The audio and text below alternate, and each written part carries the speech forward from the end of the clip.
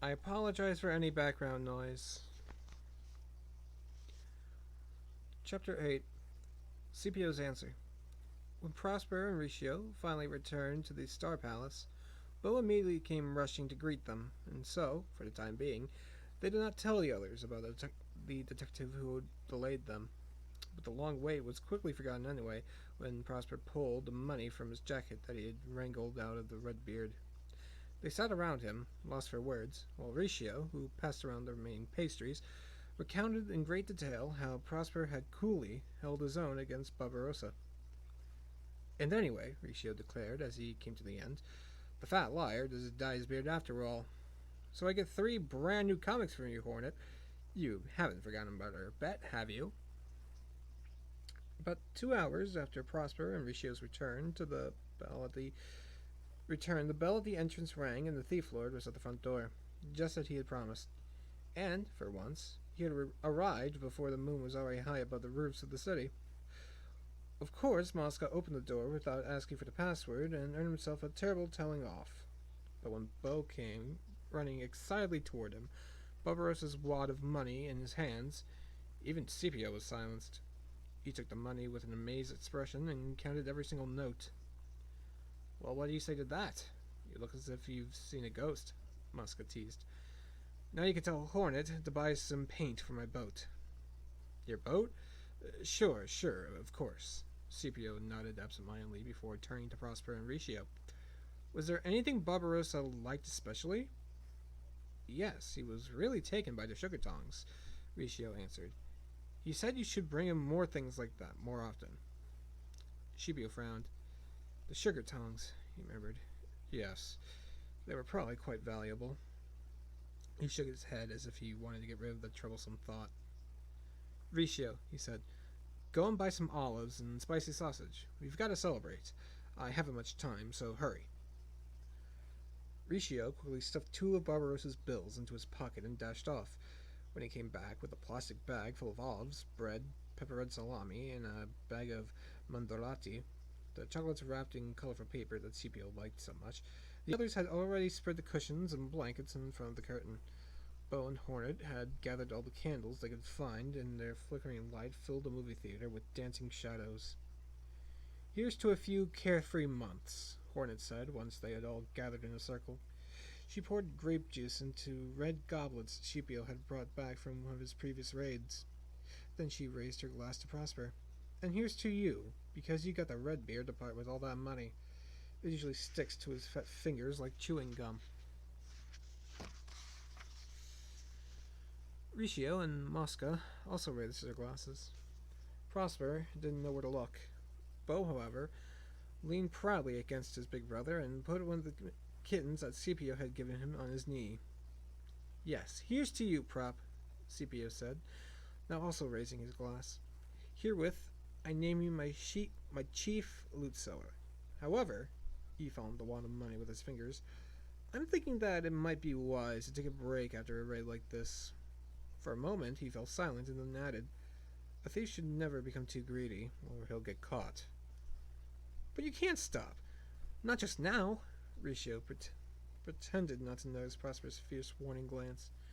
Barbarossa told us something interesting today. And what was that? Scipio popped an olive into his mouth and then spat the pit into his hand. A customer of his is looking for a thief. The deal is supposed to be very good, and we're supposed to ask you whether you'd be interested. Scipio gave Riccio a surprised look, but remained silent. Sounds good, doesn't it? Riccio stuffed a slice of the sausage into his mouth. Its spiciness made his eyes water. He quickly handed his empty glass to Hornet. Scipio still hadn't said anything. He stroked his hair thoughtfully and filled with the ribbon around his ponytail. Then he cleared his throat. Interesting, he said. A job for a thief. Why not? What will I have to steal? No idea. Riccio rubbed his greasy fingers on his pant legs.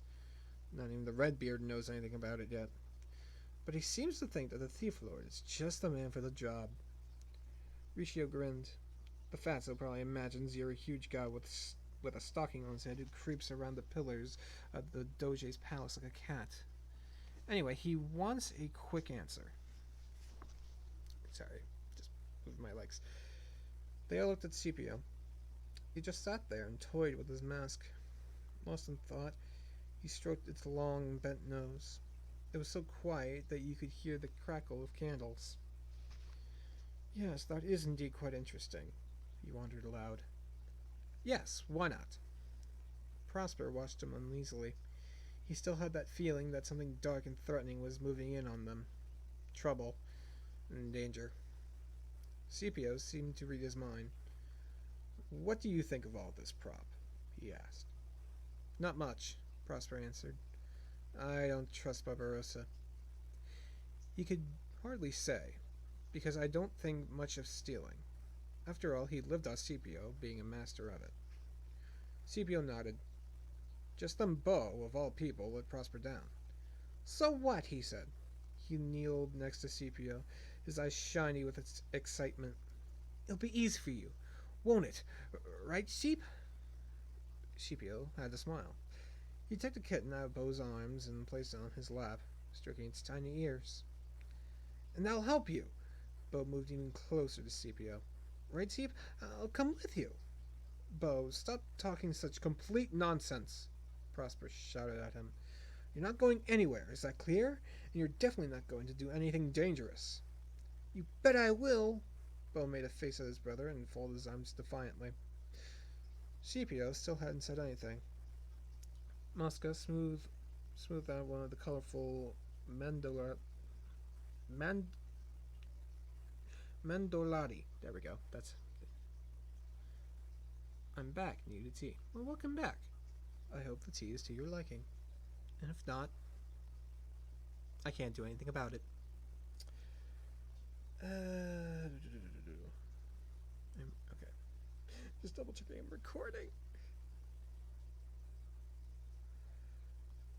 Mosca smoothed out one of the colorful mandolari wrappers.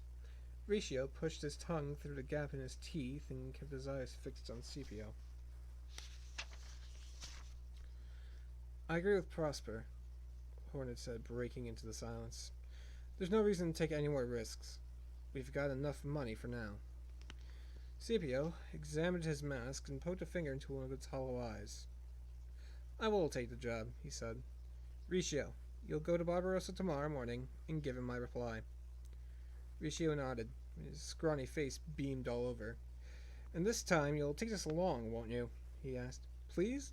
I would love to see a big, fun house from the inside. Just once. Yes, I'd like that too. Mosca gazed dreamily up the curtain, which was glittering in the candlelight as if it was covered in golden spider's threads. I often wondered what it must be like. I heard that in some of the houses the floors are paved with gold, and they have real diamonds on the doorknobs. Well, go to the Scuola di San Roscio if you want to see things like that. Hornet gave the boys an angry look. Scipio just said himself he should take a break for a while. After all, they're probably still looking for the man who broke into the Palazzo Contarini. And the break-in would be madness right now. Just stupid. She turned to Scipio. If Barbarossa knew that the thief lord hasn't got a single hair on his chin and doesn't reach up to his shoulder even in a pair of high-heeled boots, he would never ask him anyway. Ooh. Green mint tea. Awesome. Oh yeah? Scipio straightened himself up as if that would prove him wrong. Did you know that Alexander the Great was smaller than me? He had to push a table in front of the Persian throne so that he can climb onto it. I've made my decision. Tell Barbarossa that the thief lord will take the job. I have to go now, but I will be back tomorrow. He started to leave, but Hornet stood in his way. Now listen, she said quietly. Maybe you're a better thief than all the grown-up thieves in the city, but when Barbarossa sees you in your high heels and with your all grown-up play acting, he'll just laugh at you. The others looked at Scipio in embarrassment. Never before had any of them dared to talk to him like that. Scipio stood completely still and stared straight at Hornet, then his mouth twisted into a sneer. Well, the Redbeard is not going to see me, he said, pulling the mask over his face. And should he ever dare to laugh at me, then I'll just spit into his moon face and I'll laugh right back at him, twice as loud. He's just a fat old man. I am the thief lord. With a I apologize for my dogs. They tend to go off at the slightest thing. My lord.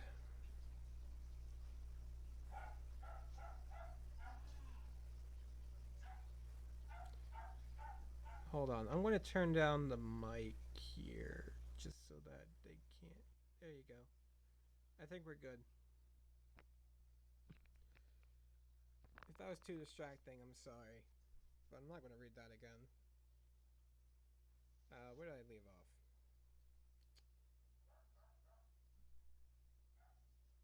Okay, yeah. It's not picking up the dogs anymore, so I think we're good.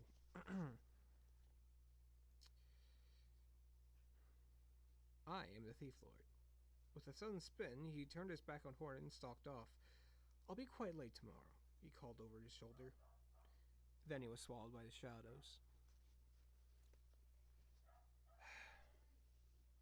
Look, I'm just gonna wait for my dogs to fucking calm down for a second, alright?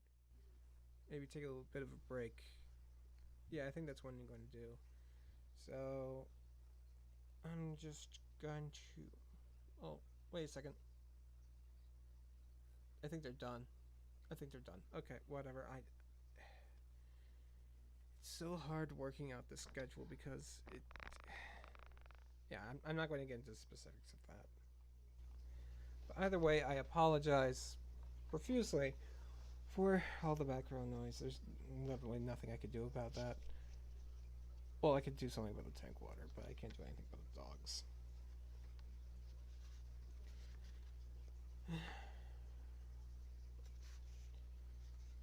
Chapter 9. Everybody is small at night. In the middle of the night, while everybody was asleep, Prosper got up. He pulled the blanket over Bo's exposed feet and fished his flashlight from underneath the pillows. He then put on his jacket and crept past the others. Riccio was tossing and turning in his sleep, and Mosca was holding on tight to his seahorse. One of Bo's kittens was sleeping on Hornet's pillow, its head hidden in her brown hair. Prosper opened the door of the emergency exit and shuddered as the cold air assaulted him. It was a starlight night, and the moon shimmered on the canal behind the movie theater. The houses on the opposite side were dark, except for one window, where a light was still shined. Someone else who can't sleep, Prosper thought. A few broad, worn steps led down to the water. They looked as if they led all the way to the bottom of the canal, deeper and deeper, and into another world. Once he had sat by the canal with Bo and Mosca, and Bo had claimed that mermen and mermaids had built those steps. Mosca had asked him how they used them with their slippery fishtails. Prosper smiled as he remembered. He sat down on the topmost step and looked across the moonlit surface of the water. The canal showed the blurred reflections of the houses, just as it had done long before Prosper had been born, before his parents had, even his grandparents had been born. Often, as he walked through the city, Prosper ran his fingers along the walls. The stones in Venice felt very different. Everything was different from anything he had known before. Prosper tried not to think about it. He wasn't homesick. He hadn't been for a long time, not even at night. This was his home now. The city had welcomed Bo and him like a great gentle animal. It had hidden them in its winding alleys and enchanted them with its exotic sounds and strange smells. It had even provided them with friends. Prosper didn't even want to leave again. Never. He had grown so used to hearing the water smack and slurp against wood and stone. But what if they had to run again? Just because of that man with the walrus mustache. Prosper and Riccio still hadn't told the others about their pursuer. But they were all in danger. For the detective got onto Prosper and Bo's trail, then he would also find the Star Palace and the others. The others. Mosca, who didn't want to go back to his family because they didn't even miss him. For Riccio, there was only the children's home. Hornet, who never told him anything about her old life because it just made her too sad, and Scipio. Prosper shivered. He wrapped his arms around his knees. What if the detective also got onto the trail of the thief lord while he searched for Prosper and Bo? A fine thank you that would be to Scipio for taking them under his wing. On the wet steps lay a torn Vaporetto ticket. Prosper let it flutter down into the canal and watched it drift out of sight. It's no good. I have to tell him about the detective, Prosper thought. But how could he do that without Bo finding out? Bo, who had felt safe, who believed that Esther would never follow them to Venice, because that's what his big brother had told him. A shadow moved behind the lit window of the house opposite. Then the light went off. Prosper got up. The stone steps were cold and wet, and he was freezing. He would tell the others about the walrus mustache, right now, while Bo was still asleep. Perhaps then Scipio would forget about Barbarossa's offer. But maybe, Prosper could hardly bear the thought. Maybe Scipio would send him and Bo away. And what then? Prosper returned to the movie theater with a heavy heart. Hornet, wake up! Prosper shook her very gently by the shoulder, but Hornet chopped so fast that the kitten rolled off her pillow like a ball. What is it? She mumbled, rubbing sleep out of her eyes. Nothing. I just have to tell you something. In the middle of the night? Yes. Prosper went to wake Mosca, but Hornet held him back. Wait. Tell me first, before you wake the others. Prosper looked across at Mosca, who had crawled slow. Let's try that again. Prosper looked across at Mosca, who had crawled so deep into his blanket that only his short, frizzy hair could be seen. Okay, Riccio knows about it anyway. They sat down next to each other in the folding seats, two blankets wrapped around their shoulders. The movie theater's heating, just like the lights, didn't work, and the heaters that Scipio had bought them did little to drive the cold from the large auditorium. Hornet lit 2 candles. So? She asked, giving Prosper an expectant look. When Rishi and I were walking back from Barbarossa's, Prosper tucked his chin under the blanket. I bumped into a man. First, he just stared at me in a strange way, but then he started following me. We gave him the slip, and ran towards the Grand Canal and took a Vaporetto to the opposite side to get away. But Riccio recognized him. He says the man is a detective, and it looks like he's after me and Bo. A real detective? Hornet shook her head in disbelief. And Riccio's sure? Prosper nodded. Yes, but perhaps it's Riccio he's after. You know he can't stop stealing things. No. Prosper sighed and looked up toward the ceiling, where the darkness hung over them like a black cloud. He was after me. The way he looked at me, he's going to find us. My aunt and uncle will probably put me into boarding school, and I'll get to see Bo once a month, or during the summer and at Christmas. He felt a sudden wave of sickness clawing at his stomach. He closed his eyes, as if he would keep his fears out of the head that way. But of course, it didn't work. That's nonsense. How is he going to find you here? Hornet put a comforting hand on Prosper's shoulder. Come on, don't drive yourself crazy. Prosper buried his face in his hands. From the back of the auditorium, Riccio muttered something in his sleep. Prosper pulled himself together. Just don't say anything to Bo, okay? Let him go on believing that we're perfectly safe here. We'll have to tell Mosca and Scipio, though. After all, you can get into a lot of trouble if that snoop finds us here. No way. Hornet rubbed her nose. This is a perfect hiding place. The very best. Oh, rats. I think I've caught another cold. Why can't Scipio steal a better heater for a change, instead of sugar tongs and silver spoons? Prosper handed his crumpled handkerchief to her, and she gratefully blew her nose.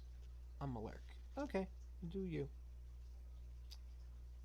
Riccio wants to dye Bo's hair, and I'm supposed to paint my face black so that the snoop won't recognize us, Prosper said. Hornet gave a quiet laugh. I think it'll be enough if I cut your hair really short. But that's a good idea about Bo's hair. We'll just tell him that the old ladies won't pat his head anymore when his hair is black. You think he'll believe that? Well, if he doesn't, then Scipio will just have to tell him that he'll never be a famous thief with his blonde hair. Bo would fly if Scipio asked him to. That's true. Prosper smiled, as though he felt a small stab of jealousy. Sepia will just love the whole detective business. Hornet shivered and rubbed her arms. He'll probably just be disappointed that the man's not after him. That would be quite an interesting job for for det- for a detective. My lord, I can't speak. I want to try the start from the paragraph again. Sepia will just love the whole detective business. Hornet shivered and rubbed her arms. He'll probably just be disappointed that the man's not after him. That would be quite an interesting job for a detective. Fucking, we'll keep going. Discovering where the thief lord sleeps. Maybe he repels at dawn from the Palazzo Ducale after having spent the night in some cozy dungeon. Does he sleep in the old Piombi prisons, where they let the enemies of Venice die from heat and fear, or down the Ponte, where they let him rot? You see, I even got a smile out of you. Looking pleased, Hornet got up and tousled Prosper's hair.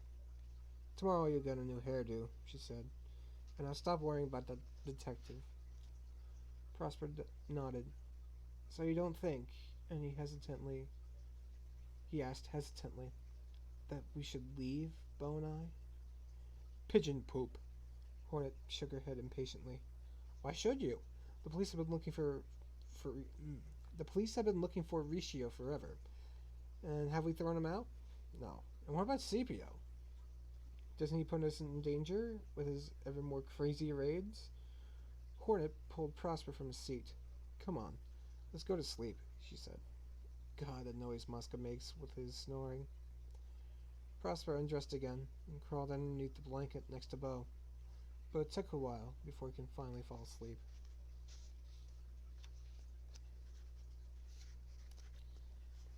I don't think you have to lurk roughly yet. You're the only one here. I think I'm going to do one more chapter, then I'm going to call it for reading. Oh, it's really short. Uh, yeah, one more chapter. And I think I'm going to play a game. Chapter 10, The Message.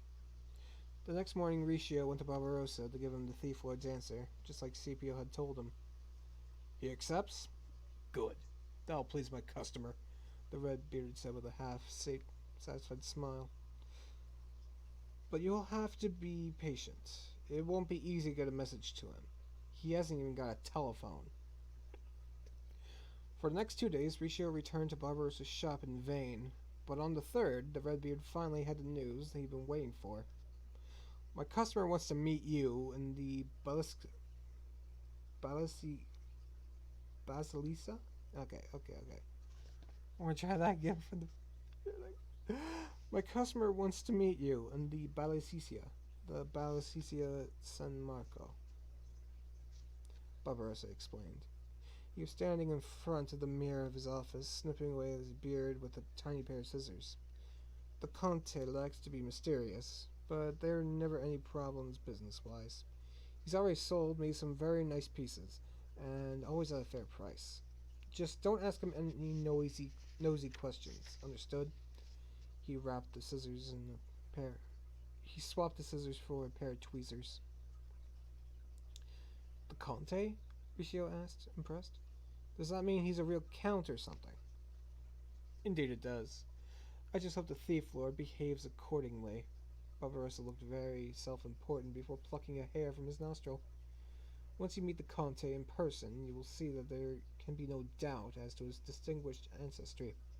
To this day, he hasn't told me his name, but my guess is he's of Valarasso. Some members of this venerable family have not been blessed by fate. There's even been talk of a curse. Anyway, the Redbeard moved a little closer to the mirror and tugged at a particularly stubborn hair. Be that as it may, they are still one of the old families. Well, you know, like the Correr, Vendramin, Cantarini, Venia, Loderan, Barbarigo, and countless others. They've ruled the city for centuries without any one of us ever really knowing what's going on. Isn't that right? Riccio nodded respectfully. Of course, he had heard all about the names that Redbeard had just so pompously strung out. He knew the places and museums that bore their names, but about the people themselves, he knew nothing. Barbarossa took a step back and smugly inspected his reflection. So, as I said, just address him as Conte and he'll be pleased. Thief Lord will probably get along fine with him. After all, your leader also likes to shroud himself in mystery. Probably quite a good idea in his line of work, right? Ricio nodded once more. He couldn't wait for the fat man to get back to the point so he could deliver the news to the others. He shifted impatiently from one foot to the other. When? When are we supposed to meet him at the Belicia? He asked as Barbarossa stepped up to the mirror again, this time to pluck his eyebrows. Tomorrow afternoon, 3 o'clock sharp. The Conte will wait for you in the first confessional on the left. And don't be late. The man is very punctual. Fine, Ricio mumbled. 3 o'clock. Confessional. First left. 3 o'clock sharp. He turned to leave. Hold on, Hedgehog. Barbarossa waved Ricio back once more. Tell the thief lord the Conte wants to meet him in person. He can bring any companions he likes, apes, elephants, or even little children. But he has to come in person. The Conte wants to judge for himself before he can tell him anything more about the job. After all, his face took on a rather hurt expression. He hasn't even told me any more about it. That didn't really surprise Ricio, but the Conte's condition to meet Scipio in his heart I'll try that again.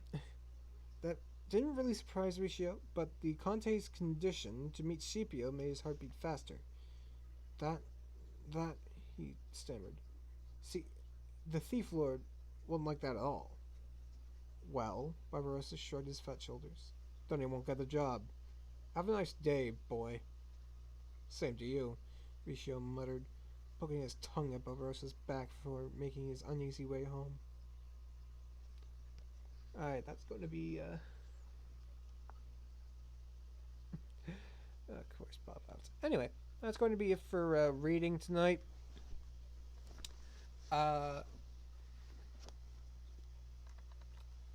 anyone coming across this on SoundCloud, which I highly doubt you will, I stream 3 times a week, or at least I try to.